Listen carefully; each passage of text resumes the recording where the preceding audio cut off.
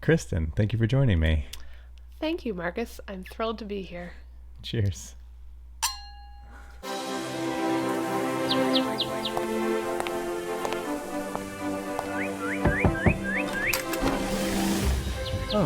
Welcome. I'm so glad you could join us. Please come in. Your presence honors us.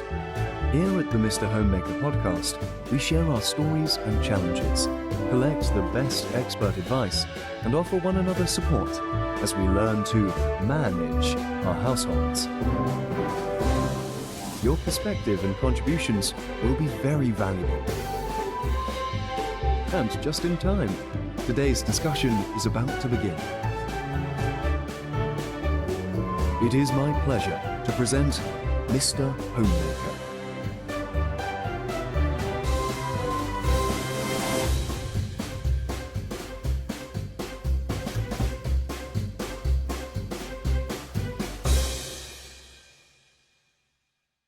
Okay, so it's been a month since you've been on the podcast. Because last episode was my special guest, Scientific Skeptic. Mm-hmm. And before that, you and I had a reckoning. That's what the episode was called. We did. Reckoning. Yeah.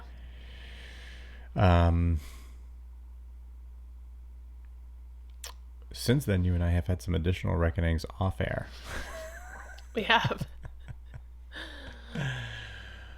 Do you want to give your executive summary of like where you think we are, and then we can kind of do a little, what do you call it? A recap, a review.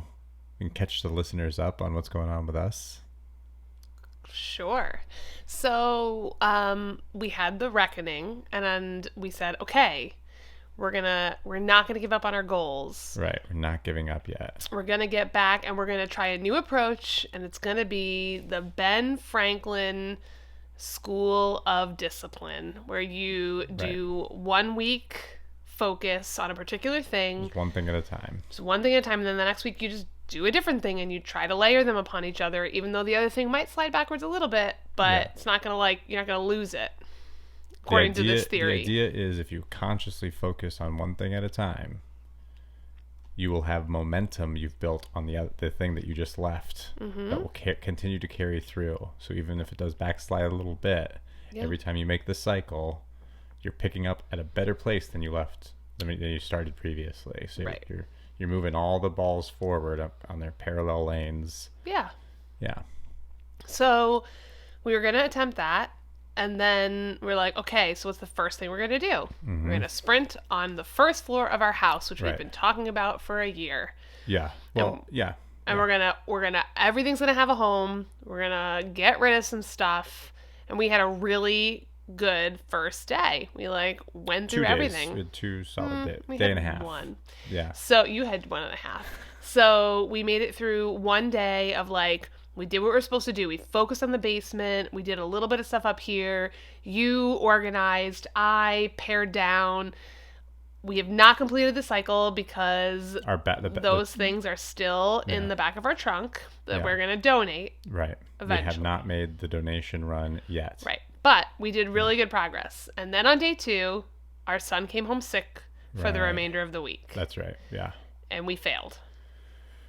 And then at the end of that week, you recorded a lovely podcast that is on our website today. But that podcast took a significant hit because it was a very, unlike this, the format is live and long and went until 2:30 in the morning, which is not our typical lifestyle. What we live. Yeah. I will say it's 8:45 p.m. and I'm already ready for bed. Yeah. And so we learned a few good lessons there. One is we need a curfew. We need a curfew. 2 is we live in a house that is not conducive to Marcus's voice late in the evening talking on a podcast. Yeah. Bottom line is nobody got any sleep. Our son was up all night long. Yeah. We lost the entire day on Saturday that we were planning to do things and some of the day on Sunday because we were just overwhelmed. And I'll say I had a little bit of I had an emotional reaction. It was very disruptive. To being, well, not my, I mean, no. Like, you were reacting to a significant disruption. Right. And a couple things. I've recognized that I am no longer in the time of my life where I can go without sleep. Right. Like, normally I'm like, whatever. Like, if I only sleep 4 hours tonight, like, I'll make it up tomorrow. And I was a wreck without sleep. Like, my body was actually betraying me in, like, shaking and being tired. Welcome to 40.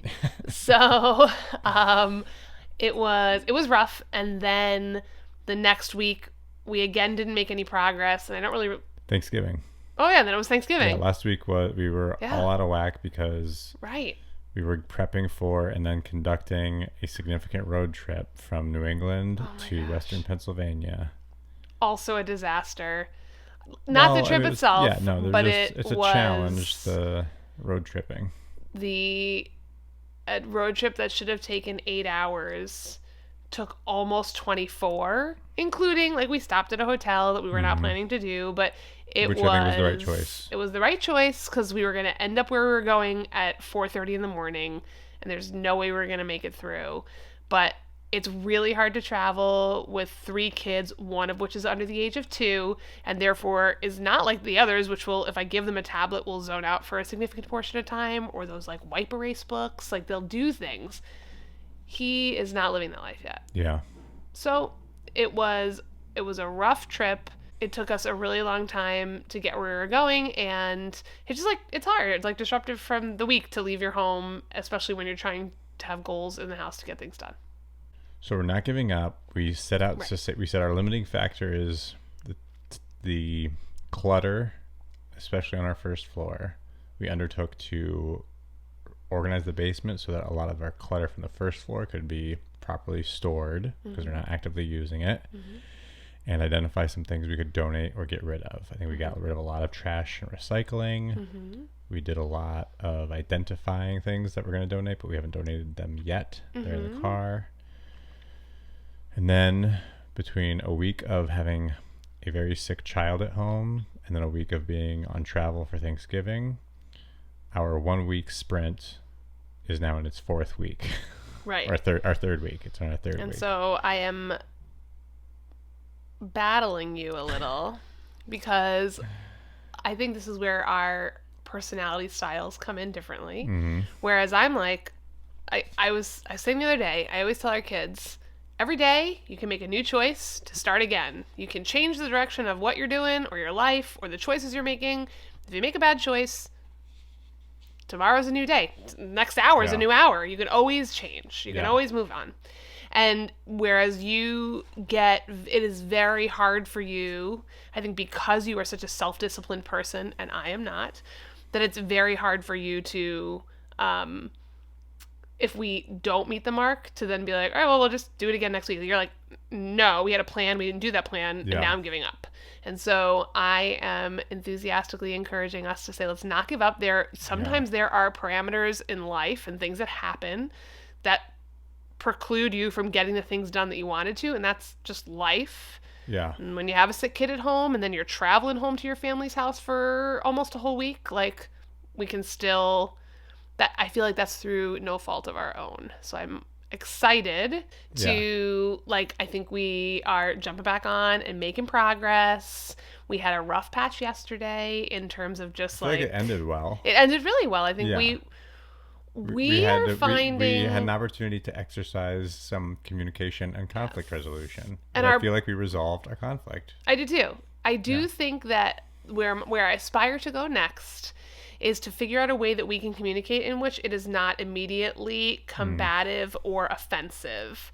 Yeah. And so I'm not saying you, right? I'm saying, like, that's on me too. Like, the way I approach things is not a way in which you receive things, and vice versa. But I think more so when I say things, I do it in a way that is not that frustrates you. Whereas, like, I feel like the way in which you say things, like, I'm like, whatever, it doesn't matter to me. And so, and maybe it's because you say things nicer, or maybe it's because I'm, like, not as focused on the process, so I don't get caught up in, like, the way in which you said that frustrated me. I'm just like, okay, let's get to, like, what's the thing? And maybe the thing frustrates me. I think you've said this before on the podcast about how you have a sort of like you process by talking, and so part of it too is like you're feeling your way through your thoughts out loud at me. Right. And sometimes that involves you saying things in a way that I find either confusing or offensive or aggravating or whatever. Right. Whereas I have the opposite problem of like, I don't say anything until I'm sure I know exactly what it is I'm trying to say and how I'm going to say it. Right. But then by the time you say it, yeah, right. I'm not saying it's so effective. I'm just saying angry I have because an I'm like opposite letting it boil up inside me of like, right. It's just silence for like maybe 5 minutes, maybe 5 hours. I'm like, I'm just going to stand here and I guess wait or not. So I think it is, we continue to struggle with communication. I actually wonder if at some point... we continue to grow in the area of communication. Yeah. We also, this week, have re-embarked upon our fasting. That's true. As we move into Advent. I haven't weighed myself yet. I have weighed myself. More importantly, you will notice I ate the cherry out of my drink very quickly because I am starving right now. Because I also started pursuing my fitness goals again. Yeah. And so I have worked out 2 days in a row while fasting. Which is not totally. We're fasting down to 4 hours a day, but so we're not in an extended fasting period, but this whole season is the whole baseline shifts down. Yeah. So there's fewer hours in the day that we should be eating than for the past several months. But we still drink, as evidenced by our cocktails. Yeah, so we still get to drink. Except now we got to focus on the rules. We only can have beer on carb days because beer is carb heavy. Yeah, that's fine. And we can only have cocktails when there's a cocktail that corresponds to a feast day. Yeah. Those are little moments of relief that punctuate an otherwise it would be a long period of fasting. So now, other than that, a glass of wine is always permissible. Just always. 7 a.m. Just whenever you need a glass of wine. I meant like on any given day, a glass of wine in a day is permissible. Cocktails on an empty stomach, recording a podcast. Well, yeah, it's you don't have to make as many cocktails. It goes, it's a lot easier. It's cheaper, you know. By the way, I have book club tomorrow, so I'm going to eat from 4 p.m. to 8 p.m. That's smart. That's exactly what you should do. Worst. I really hate fasting. Do you think the podcast is getting in the way of our real life? Yes. Tell me more about that. You have a very lengthy process for everything you do in life. Right. You would say that is the right way to do things. Well, that's one variable. I think the other variable is, and I mean, I have an unfair advantage because we're retreading some ground that we tread off air. But the other piece of it is I'm doing a lot of things for the first time. So I'm like on a perpetual learning curve. I'm not yet at this is my system. I've polished the system. I'm constantly like, I have no idea how to use this piece of software. Let me try that. But it's like, I got to troubleshoot for 20 minutes to like, now the camera doesn't work, you know? So I'm like constantly putting myself in that position, which is optional. I can stop doing that or I can pace that differently. But I think your point is I haven't been pacing that at all. And I've been jumping in the deep end of like experimentation and troubleshooting. Yeah. As well as, letting myself kind of go crazy on like editing. Yeah. Which is another sort of dimension of saying like, I'm new to editing video. So it's like, what does this button do? Oh, that's neat. I wonder if I can make that do that. And I have to spend 10 minutes to be like, no, I can't because I didn't shoot that right. Yeah. Anyway. No, so I think that I've always had the critique that the podcast takes too much time away from our core goals in this experiment. And your position has been that these are things that critical to us doing this well anyway, so it's not really taking away time. That was definitely the season 1 mentality. Right. Yeah. And so I think, even then I was a little bit critical of it, but I do think your approach to reading the Martha Stewart homekeeping handbook and parenting books and things like that is, is worthwhile. But it is it is all of the research, because you are a very thorough researcher, on top of all of the setup prior to a podcast, on top of recording the podcast, and then editing the podcast, and then making short clips out of the podcast, and then posting it and writing the website and all that kind of stuff. Yeah. So it's a lot of time. And then this season, as you've pivoted more towards the philosophical approaches to what marriage and family should be, again, like, that's a process that is important to you, but to me, I'm like, I don't know why we're like, I don't think it matters or affects the way in which we are going to run our household. And so I've been a little bit like, I feel, and so then the third piece of it is, I am frustrated when you are frustrated that we are not getting things done like that we say we're going to do. And I feel like, well, a portion of that is because, like, it takes a lot of time to do this podcast. And so if we are choosing to do this podcast, that's okay. But then we have to give ourselves the grace to say, then we're not, like, 25 hours, which is all of the time our child is in daycare, is pretty much going to podcast stuff. Yeah. And so that then takes away our ability. It makes it harder to do the other things. Yeah. And so we were angry about that yesterday, but I think we've kind of... I mean, why don't you share, like, what... So I think all of that brought us back to refocusing and talking about our family strategic plan again, and our vision and our goals, which is what we plan to do in the next few weeks, is to both revisit ours and to help people as we go into the new year. It's a perfect opportunity to set your own goals and focus areas. And so what we have recognized is there is a finite amount of time, and that we need to figure out a better way to allocate that time. We haven't figured out what that is yet, but, like, how do we either give ourselves grace and say, like, maybe we're not going to get to the things we want to, or to figure out the right or a better way to allocate our time so that we are advancing on the things that psychologically make us feel good about moving forward. Like, oh, we've moved forward, we've checked that box, versus the, like, focus on the Mr. Homemaker podcast or other things that, like, also I think are valuable, but, like, those take time. So if, like, we're saying that's where we're going to focus, then what are we willing to say is not a priority right now? So having just recently had this conversation ourselves, let's take a step back from our direct personal experience. And do you think there are any generalized, widely applicable lessons for a couple who is trying to better communicate and coordinate their time and energies when one of them is the primary or sole breadwinner and the other is the primary or sole homemaker? Like, what do you think we've learned about how to better balance or communicate or, align on expectations? Yeah. I mean, I think that's the primary thing, is you need to openly and explicitly communicate your assumptions and expectations. Yeah. So one of the things we talked about this week, right, was we kept saying we want to reorganize the kitchen so that it is optimized for what we use the kitchen for: cooking, meal prep, all that kind of stuff. And there's just stuff where it doesn't need to be. And, like, we had liquor in a cabinet where, like, we probably could have put appliances, and we have a little desk area in there that we're trying to keep clean, but it ends up with all this other stuff.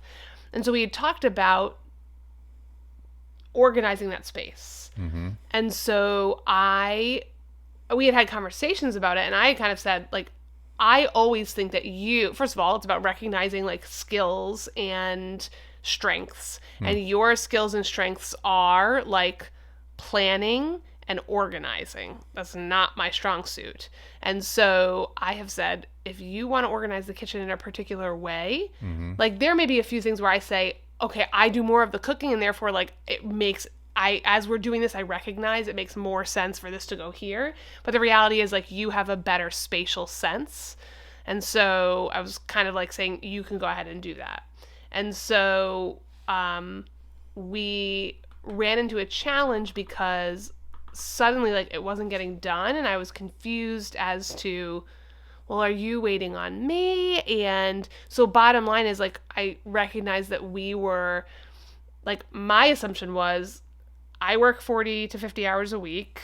And so, and you are homemaking. And so like the time that you have, like you have more hours in a day to be able to take on some of the projects. And so I was assuming when we identified a project that like I would be there to weigh in on if you needed like, hey, I don't like, are you okay with this? Or what do you think about this?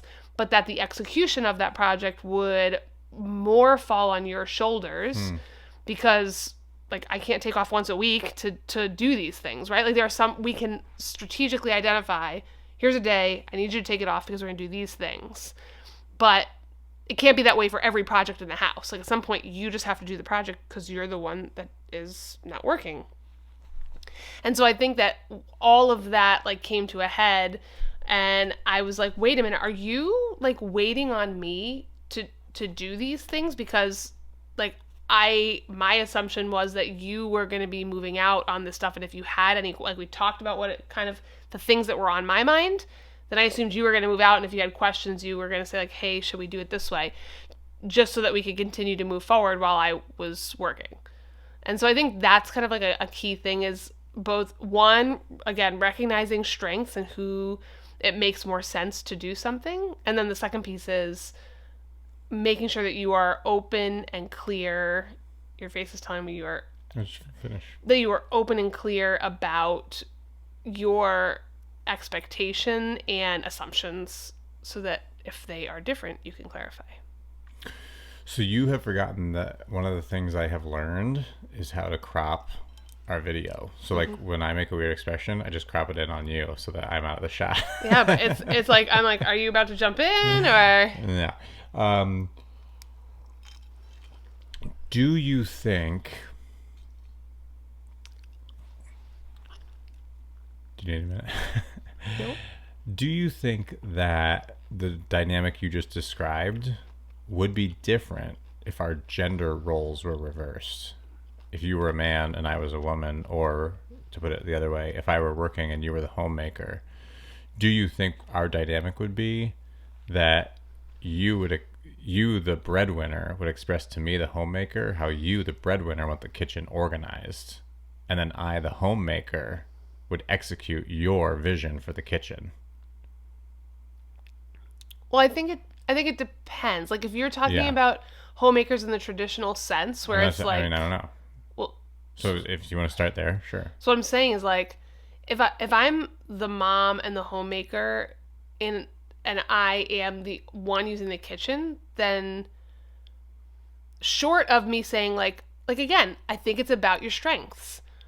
If I'm the homemaker and I'm also the one that's a better organizer, then I should be the one to do the kitchen. Like I have a girlfriend who's like, she's like a color-coded, like she's a teacher, she's organized. She has not been on this podcast. I know who you think it is, but it's also her. But another friend of mine who like her mom like used to have like, she'd have a menu for like breakfast, lunch, and dinner every single day. It's how you'd know what days you wanted to go have dinner at their house. Oh yeah, you told me that. Yeah. And so like she would be she would never let anybody touch the kitchen because like that's her domain. She's a good organizer.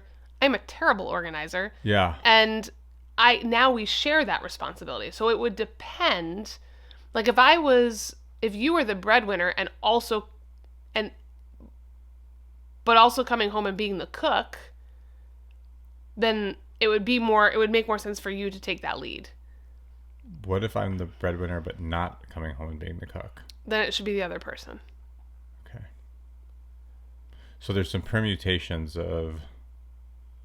So one thing, it's an interesting point you're making, which is leveraging the strengths of whoever is like the better at the thing. Right. But the other dimension of it is like, in some sense, there's a theoretical, objective, optimal way to organize our kitchen. Mm-hmm. Not based on a person, just based on somebody could come in and be like, this is what I do. Right. Like the home edit. they would just come in. They wouldn't ask you, where do you like to keep the spatulas? But they would just come in and be like, get out of your house. Right. We're going to shoot a video of us organizing your kitchen the way we want to organize your kitchen. And then we'll tell you, here's how we organized it.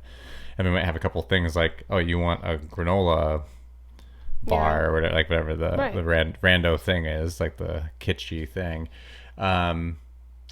So one way to approach it is to say, like, what is the theoretical best way to organize a space? But the other way to organize it is to say, well, this is like how I like to use the space and how I want things to, like, here's the things I want visible and here's the things I don't, right? So to the extent that one person has a skill that makes them more able to, like, organize things in, like, a theoretical best way, to the extent that you're trying to optimize for that, it makes sense for that person to do it. But to the extent you're trying to optimize for, like, somebody's personal taste, that doesn't help. Agreed. Yeah. So if I were, so a couple things. One, when the home edit people come in and they do all that, you always read the follow-up article, which is like, I moved half the stuff because, and again, it was like we were talking about philosophically when you were talking about your episode with the scientific skeptic and the thing of like, so this is how something can work, but if you're not accounting for human behavior, then it's meaningless, right? Like, why would you design a policy a certain way without accounting for how the human element's going to interact with that? I think similarly, like, there may be an optimal way that an expert tells you to organize your kitchen, but if that's not the way in which you use it, then it's at odds with and therefore costing you time and frustration. And so I think that, so like if I were to say you're the better organizer and I use that kitchen and I want you to organize everything, that's a flawed system. But the fact that you are a better organizer and you are probably using the kitchen 50% of the time, as am I, then that probably puts it puts it in like the, let's try and go with your system. And there may be a few things that I'd say like, hey, do you think, now that we've done it this way, I really recognize that, like, I want to access this and it's not here. Could we move it around? But I don't think it would be like a wholesale change of the kitchen. I think it would be like, here's one thing that I'm recognizing doesn't work for us or doesn't work for me. You know, can we move it around? Okay, here's another thing. Similar, like stepping out of the kitchen and thinking more about this space, the living room, like what's on the shelves and what's on the walls and which throw pillows are displayed. Right. So I think a person could make, just randomly, I'm not making this argument, but a person could make the argument like, well, aesthetics of a home, like the theology of home, book talked about this, is like, that is the responsibility of the homemaker, is to be the person who does the aesthetics, makes aesthetic choices to create a warm and welcoming and comfortable environment. And in a sense, it would be odd if the person who spends less time in the home because they're out at a job was arbitrarily saying like, no, I want these things to be, this is how I want the space to be that I'm not in. You're in it, but I want you to live in the space I design. Right. So there's a couple different reasons why like that kind of seems odd. Right. But there are two things that are different from like sort of that theoretical situation and our situation. One thing that is different is I'm the homemaker, but I'm the man. And the other thing that's different is you work, but you work in our house. Right. And so for couples out there who, again, just going back to season 1, right? Like, what have we learned that we might share with other people who are at or considering a similar situation of work from home situations and or like the woman being the primary breadwinner and the man being the primary homemaker? Does that mean, one thing you could say in that situation is, well, hey, it's about role assignment. It's not about gender. Right. And so the man gets to organize and decorate the house however he wants because he's the homemaker now. And the other way to say it is, no. This is primarily a gender thing. And the woman in this scenario is just delegating tasks to the man, but she's making she's the decision maker, and the man is the gopher. Yeah. Which is kind of how it is when the woman is the homemaker and she says, "Hey, honey, hang that up over there. Move that from A to B. Build me a couch." Things like that. And he's like, yeah, whatever you want, because this is like your thing. Yeah. And I'm the muscle, and you're the brains of how you want your house to look. Yeah. So, but I anyway, think again, yeah. It's the exact same thing as the kitchen. Yeah. It is a balance of skill and utility. If you are the homemaker, and this is your living space, and you're in charge of the kids, you should have a say in what, maybe aesthetically, I don't want bins full of toys down here. But maybe utility-wise, you're like, we do this every day, and I need some stuff downstairs because the baby naps at a certain time, because it keeps them occupied while I'm doing this. So there's the, who's informing the utility of the space? Keep going. And then there's the who has the skill for the aesthetic, which is normally the woman, right? I feel if I was decorate the living room the way that you'd like, we'd have a bunch of pictures of old saints. We'd have a lot of weapons hanging on the walls. Right. Yeah. There'd be weapons, there'd be saints in picture frames that came Eastern with Orthodox your icons. Yeah, and Walmart style picture frames that yes. Are what you would have put your Grateful Dead poster in college, or whatever your poster was. Yeah. The periodic table of the elements. Am I made of money? Yeah. So, for fancy frames. So, I do think that there's the female, in our house. Let us pause for a moment to extend our sincere appreciation to those who make the Mr. Homemaker podcast possible. Christmas is the season of giving. This year, due to record inflation and rising food costs, families across America are having tough time putting food on the table. Through the Mr. Homemaker podcast, we are so proud to be able to support the Idaho Food Bank's Backpack Program. The Backpack Program provides meals for students over the weekend to ensure that they have the food they need to eat while they're not in school. We are so thankful to those patrons who have donated to the Mr. Homemaker podcast that allow us to make this donation to the food bank.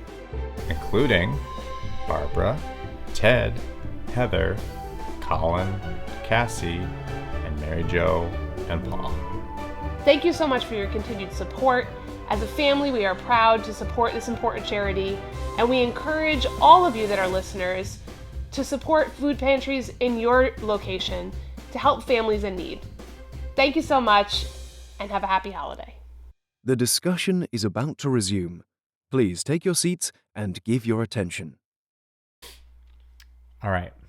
So now that we've had a chance to have a couple reckonings, some on the record, some we've tried to review here. Not sure I'm going to use any of that content. Some I've hidden deep down inside. Where it won't hurt anybody. That's not true. You should speak your emotions.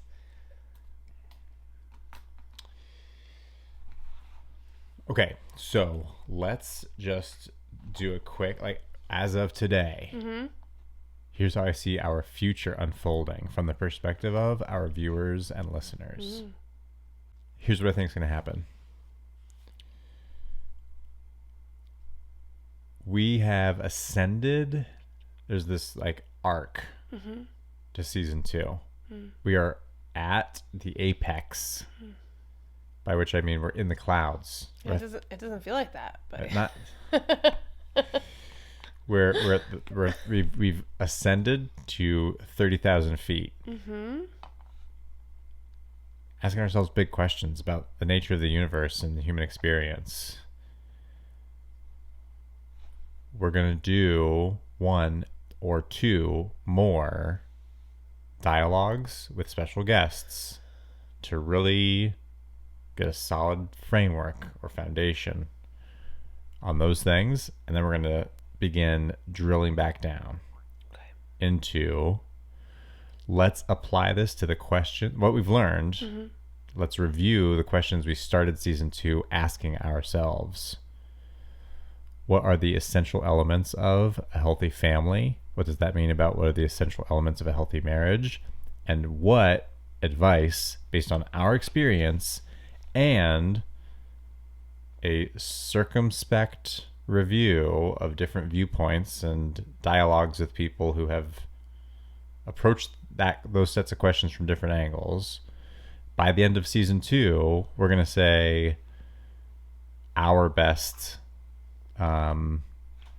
distillation of these are the core principles I think are sound that young adults thinking ahead to their marriages and family lives, spend some time with this. Right, that's what we're trying to bring ourselves back to that question. So ballpark, I think it will take us another 6 to 8 episodes to get there. This is our 8th episode this season. So what I'm really saying is I think we're at a halfway mark of season 2. Now we're doing 2 a month. So what I think that means is basically end of February, middle of March. I think we wrap season 2. This more philosophical, sociological questions about marriage and family life, I think those things wrap up in late winter, early spring. And then we'll segue into season 3, which the top contender for the focus of season 3 is parenting. Pending other nominations. That's sort of where we're at. Yeah. I feel like our oldest is getting old enough that we got to master parenting. I think so. I feel that I've felt that way since a year ago on Halloween. Yeah. That's good. I'd like to nominate a topic for parenting discussion. Yeah. Dads managing isn't the right word, but maybe I'm just gonna say it. Dads coping or managing female emotions. Their wives or their children? Their children. Yeah. I think that is some place where we're like... That is an interesting topic. I think a lot of dads get into that same boat of being like... Girl dad. There's t-shirts right, and girl stuff. dads who are like, when you start to cry, like, I don't know what to do with that. And I feel like whether it's like, I feel like you're manipulating me, or I feel like it's like I think there is a really good discussion to be had. That's an episode I feel topic. Like as an episode, and that's like a interview with like 100, like let's interview every girl dad we know. Like, how do you deal when your kid starts to cry? Like, not like cry like I fell and I really hurt myself, but like I'm like having an emotional moment. Like, how do dads deal with that? I want to put that on our list. Interesting. You could just cut that from here. But. No, that's good. I like it. I like everything you're saying. Yeah.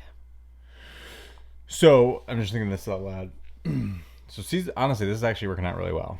Just sort of by providence. Yeah. I have so many thoughts on the parenting piece. I think it's gonna be our top rated it makes season. Sense. I mean, because we're going through it. Like, it's not like we're not experts. I'm not like, hey, let me say that. But let me say this. I really, and I know that, like, I don't know if I'm ever going to convince you of this till like the day we die. But I really don't think you can have conversations about parenting until you have a clear understanding in your mind of, well, what is the goal of a family? Like, what is it we're trying to accomplish? Otherwise, two people can say, this is the best way to parent, and the other person say, this opposite way to parent is the best way. Like, well, which one achieves the goal better? There is no goal. The whole thing is you need to have a clear, like, this is the measuring stick. Are we moving toward this goal or not? Or which one is moving toward this goal better? Which is like, that was the whole crux of like why we needed season 2 before we could get into these different like buckets of work, like parenting. It was like we were out on the end of a limb that wasn't attached to any tree of like, we've already established a clear understanding of like what are the purposes of marriage and family. Yeah. And we were just like flailing about intuitively about like how to do stuff. But given that we're trying to be more substantive, I think we would have like fallen on our face if we hadn't taken the time to do this, lay this groundwork. But anyway, You know, this may just be like, you know, Bush versus Clinton with you and me till the day we die. Just like, who's your favorite president?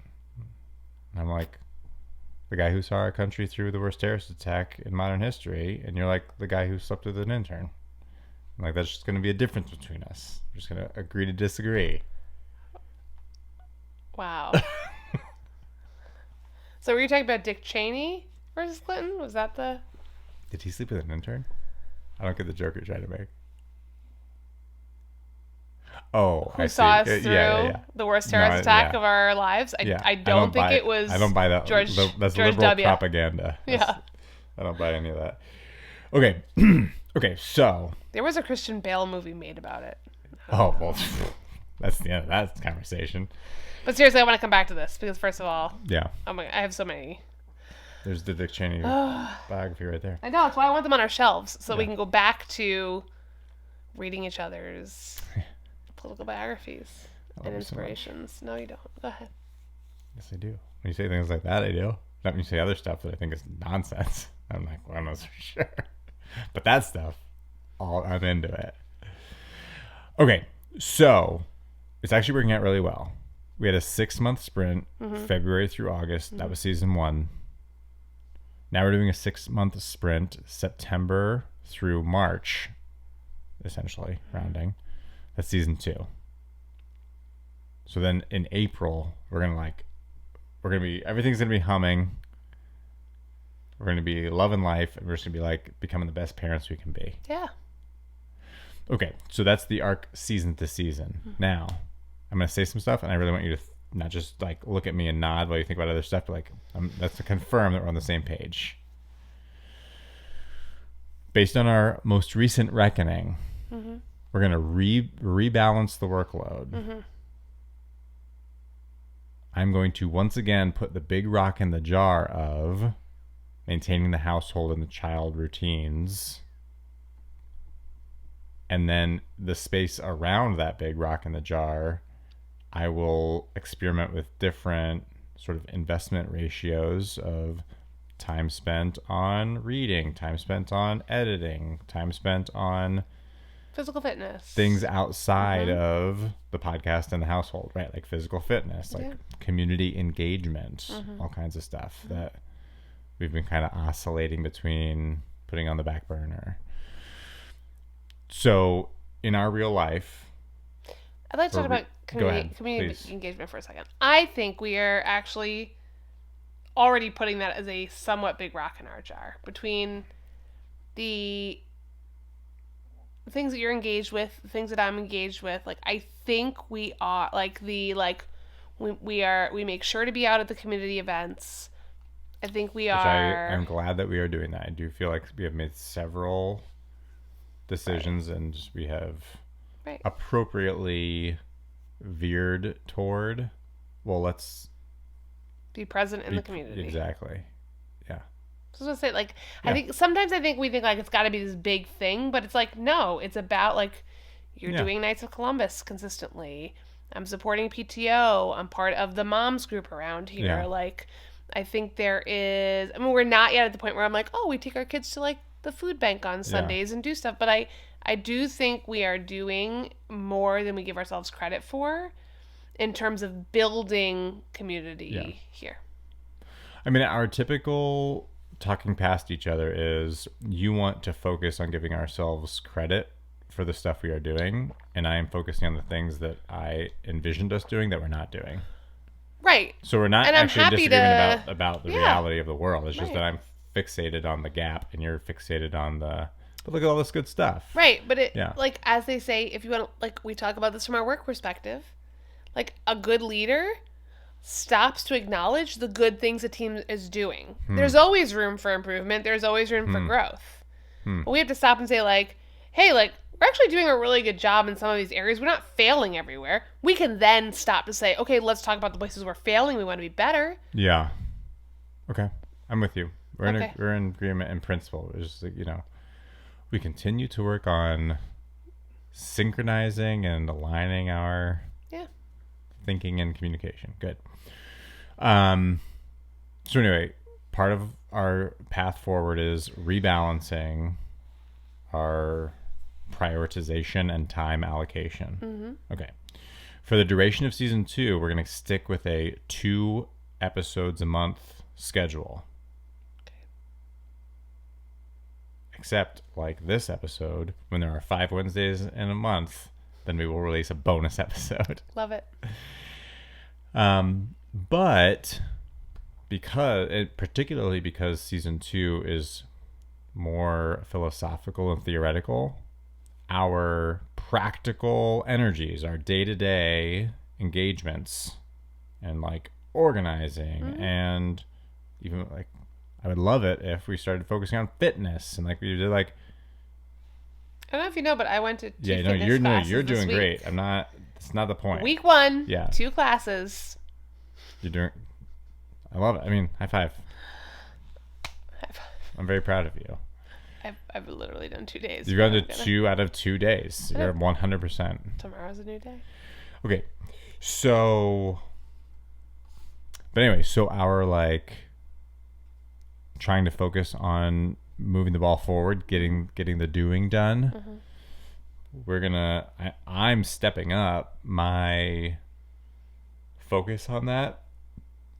And part of how I accomplish that and part of how because even though like you don't like being scored, I do like being scored. Right. So part of how I score myself and hold myself accountable is like posting on Instagram the before and afters of like, here's a cabinet that I'm going to organize before. I love it. So here's a time lapse of me. Not at all. Here's a time lapse of me organizing it, and here's the after. Here's how terrible our house looks.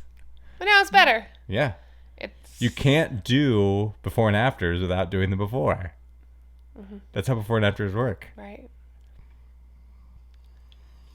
Could you like stage a fake before? No. Like it's not so bad. Here's. So what this really amounts to is I'm gonna spend a lot more time taking pictures and videos and things that are gonna end up on Instagram. So those things, that content is not gonna displace or creep into season 2 podcasts and videos. Those things, that's Instagram content. So 2 different audiences, people who want to talk about the theory and strategies associated with family life and marriage in our contemporary society. The podcast and YouTube channel, that's where that's at. People who want to keep up with our latest spice labeling, cutting board organizing, appliance purging, whatever. Instagram. It's all Instagram. If you give away my 2000 bread maker, 2000 the year that we bought that. We bought that? No, my mother. Oh. My mother bought it. So it's a 22-year-old bread maker? Yeah. We're not getting rid of that. That's like vintage gold. This is why we have clutter. I cannot wait to make bread in that bread oven. I'm going to do it tomorrow. Let's try it. Let's do it. And if it doesn't work. It might not work. Honestly, we might put dough in there and they're like, just... and then we know we can get rid of it. Great. We gave it a good I am willing try. to throw out things that are broken. So, in all seriousness, I'd like you to say some things in your own words about what you would like the remaining 3 months of season 2 to look like. I mean, we've said we're gonna experiment with some reprioritizing of how we spend our time. We've said we're not going to give up on our goals from season 1. So even through season 2, we're going to keep like trying to move the ball forward. And we've said that next month, one of the episodes we're going to publish is going to be our revisiting here is how a couple can approach aligning on a vision and goals and setting targets so that they can coordinate their efforts to move toward their shared vision for their family. Yeah. Now, you and I did this once. I think we've learned some lessons. We're going to do it again. We're going to share both like the approach and template as well as our strategy for 2023 in an upcoming episode. What else is on your mind about how you see the next 3 to 6 months playing out? I feel like you're that guy at work that's like, okay, we've got 27 goals in our operating plan. What else should we do? I'm like, nothing. I think those are really solid goals for the next 3 months. I have nothing else I want to add. I would like us to, like, I want to make our making your strategic plan workshop, like, fun. So I would like to, like, let people prepare. Like, this is the cocktail we're going to drink, and this is the music you should be playing, and we're going to tell you to pause. Oh, no, these are all just features of it. Or we do it live, and then we later post it. I don't know. No, I don't think we do I'm it not live. the podcast head. No. Maybe next year when we have like 100 people who want to sign up for our workshop. Yeah, sure. Yeah. So we'll record it. But I just think it's really, look, we're at the end of the year. This is not time to be asking me about new goals. My goals are like, I got to get across the Christmas finish line. I got to get some time with family. I want to bake a lot of cookies. I want to hang out with the people in our community. I want to go watch a bunch of Christmas tree lightings and drink a lot of eggnog. More importantly, glühwein, or whatever it is you call it. Glühwein. It's a U umlaut. Glühwein. Mm-hmm. I did not take German. I would like to enjoy the next month and a half of like the holiday spirit, and maybe find some new opportunities to be happy little Christmas elves and helpers around our community.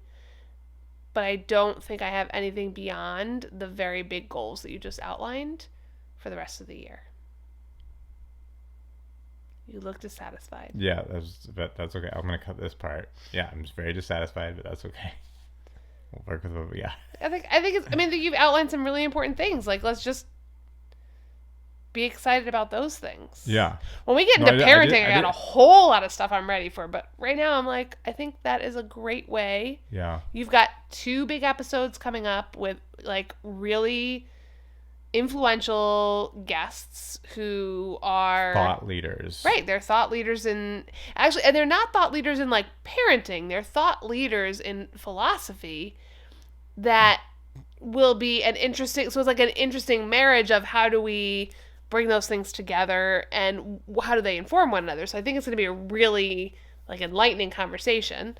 And so, like, we've already got 2 of those on the books, plus our strategic planning workshop, plus, like, I think after that, after the new year, I think then it's going to be, we're going to return to you and me trying to stitch this together. Basically, I'm gathering a bunch of raw materials that will turn into agendas for episodes that you and I will work through, much like we did in the first several episodes of this season, of like, hey, so from this conversation, we arrived at these principles.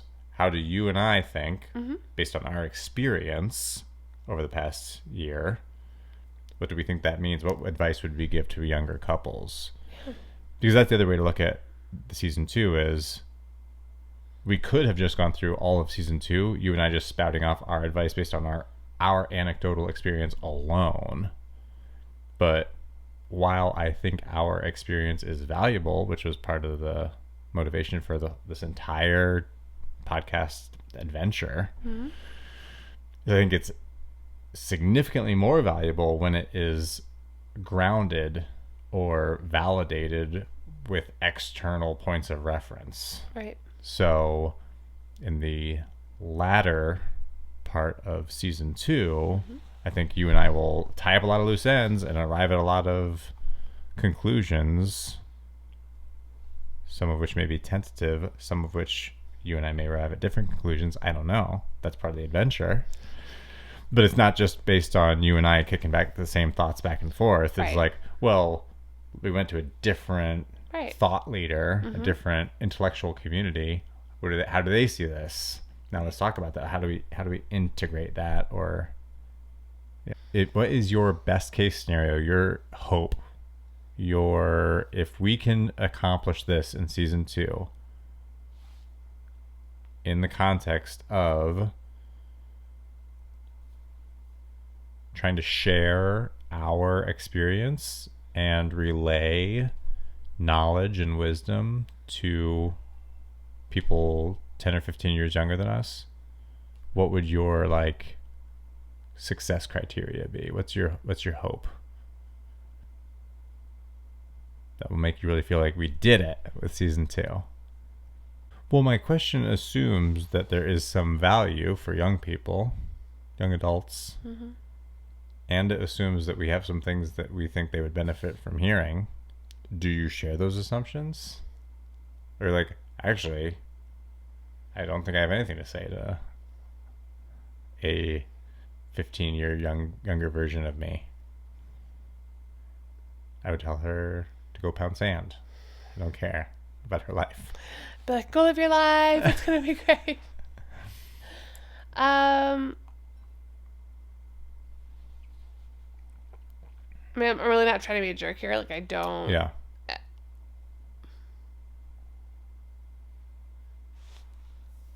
Okay. So,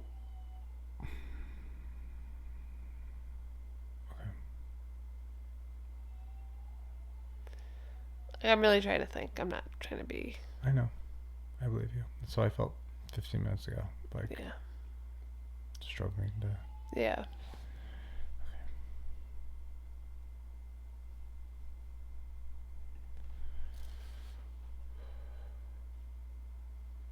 I hope that people can take from season 2 that marriage is a valuable and worthwhile endeavor. And in a society that consistently either attacks or tries to belittle the value of marriage, that this podcast has helped the next generation of people to see that, like, marriage is not only worthwhile, but it is vital to the success and functioning of our future society. So do your civic duty and get married. Yeah. Bingo. That's going to be our... We're going to have new merch. It's like Uncle Sam. It's gonna be either a coffee mug or a bumper sticker. Yeah. Do your civic duty. Yeah. Get hitched. That's right. That should be on trailer hitches. Yeah. That is a good bumper sticker. Copyrighted. Trademark. But seriously, like, I think it's like, I think that there is so much negativity around marriages, both just like in general, every day, like, har, like joking about relationships, but then just also like the higher rate of divorce we're seeing, the like decision for people to choose not to get married or to just like partner and have children. And like I hope that this season has presented a case for the importance of the formal union that is a marriage, and that the foundation that provides for children and families and society.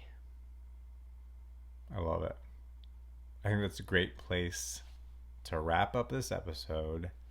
Thank you again for joining me. I've enjoyed this time as always. I hope you'll come back again soon. Until next time, happy homemaking.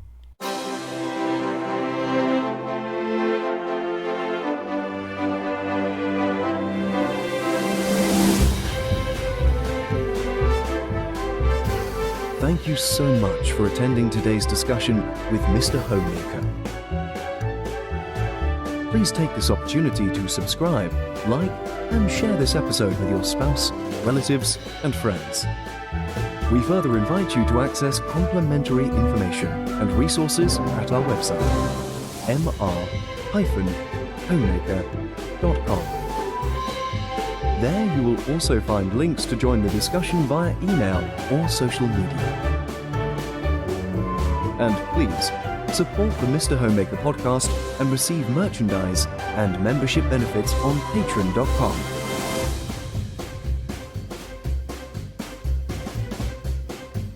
Until next time, farewell.